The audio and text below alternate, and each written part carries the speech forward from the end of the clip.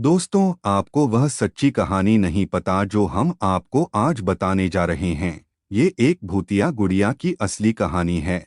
आपने आज से पहले जो भी भूतिया गुड़िया की कहानी सुनी होगी वे सभी असली नहीं होंगी, लेकिन जिस गुड़िया के बारे में हम बात करने जा रहे हैं वो आज भी इस दुनिया में है। इस गुड़िया को कोई भी अपने घर में नहीं रखना चाहता। इसकी वजह जानकर लोगों की रूह कांप उठती है। संभव है कि आपने किसी हॉलीवुड हॉरर फिल्म में भी इसके बारे में देखा सुना होगा। कहा जाता है कि इसकी असली कहानी कुछ और है। दरअसल इस गुड़िया को भूतिया इसलिए कहा जाता है क्योंकि माना जाता है कि ये गुड़िया जीवित है। फिल्म एनाबेल क्रिएशन में इसके बारे में जो दिखाया गया है वो इस गुड़िया की सच्ची कहानी से अलग है। अमेरिकन लेखक जॉनी ग्रुएल ने सबसे पहले अपनी एक रचना में इसका जिक्र किया था, लेकिन सच ये है कि बेहद रहस्यमय ढंग से ये डॉल उनकी जिंदगी में आई थी। इसके बारे में जानकर आपको बेहद ताज्जुब होगा। दरअसल बात उस वक्त की है जब लेखक जॉनी ग्रुएल बच्चों के लिए एक किताब की श्रृंखला की रचना करने जा रहे थे। उन्होंने रेजडी अन्न सीरीज नामक एक किताब के साथ एनाबेले डॉल को मार्केट में लॉन्च किया। उनकी यह किताब लोगों के लिए बेहद रोचक विषय थी। डॉल के पीछे छुपी अनोखी कहानी ने लोगों को इसे जानने के लिए मजबूर कर दिया। बात उस वक्त की है जब जॉनी ग्रुएल को अपनी घर के बैकयार्ड में यह डॉल मिली थी। जब उनकी बेटी मार्सेला पैदा हुई तो उसी डॉल से वो हर वक्त खेलती रहती थी। जॉनी ने जब अपनी बेटी को डॉल के साथ खेलते हुए देखा तो उन्हें रेजडी अन्न स्टोरीज लिखने का आइडिया आया। पर दुख की बात ये थी कि 13 साल की उम्र में ही मार्सेल की मौत हो गई। उसकी मौत का कारण संक्रमित टीका बताया गया।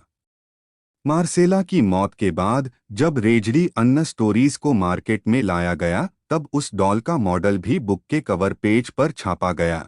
ये मार्सेला को श्रद्धांजलि देने के कारण ही लॉन्च किया गया था। पर हैरानी की बात ये थी कि मार्सेला की मौत के बाद असली एनाबेले डॉल जिससे मार्सेला खेला करती थी वो अचानक घर से कहीं गायब हो गई। जिस रहस्यमयी ढंग से ये डॉल उस घर में आई थी ठीक वैसे ही वो वहां से लापता हो गई।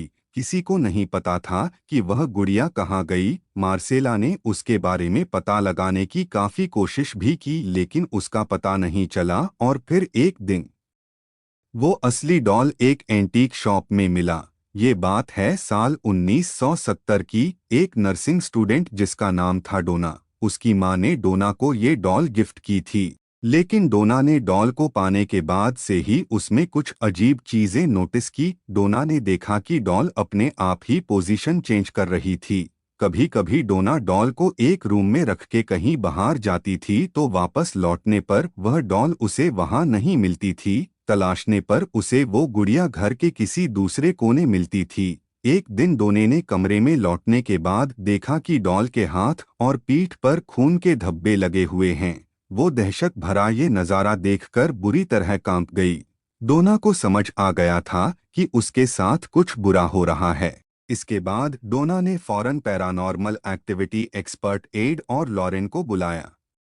एड और लॉरेन ने जब पाया कि यह डॉल भूतिया है तब डोना और ज्यादा डर गई। उसने उस गुड़िया को वहां से ले जाने के लिए कहा। एड और लॉरेन उस वक्त उस गुड़िया को अपने साथ कार में ऑकल्ट म्यूजियम में ले गए, लेकिन कार से जाते वक्त ही डॉल ने कुछ ऐसी हरकत शुरू कर दी जिसका अंदाजा उन दोनों को नहीं था। दरअसल गुड़िया ने अपनी पूरी ताकत से उन्हें रोकने की कोशिश की। गुड़िया ने बार बार डॉल कार का स्टीयरिंग घुमाने की कोशिश की, मानो कि वो उन्हें कहीं और ले जाना चाहती है।